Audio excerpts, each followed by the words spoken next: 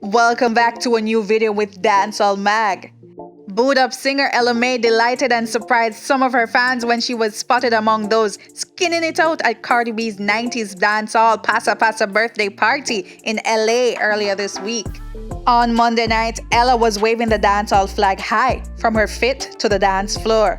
She attended in a shimmery see-through floral bodysuit with a top-knot bun and signature baby tendrils in place. Her dancing skills seemingly surprised both partygoers and social media onlookers when footage appeared of her busting a nice little wine on somebody's son at the party.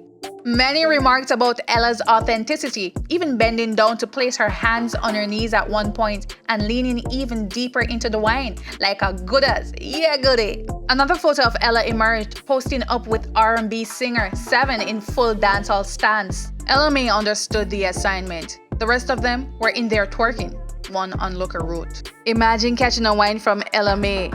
I'm not showering, another declared. Little did they know she was tapping into her Jamaican roots.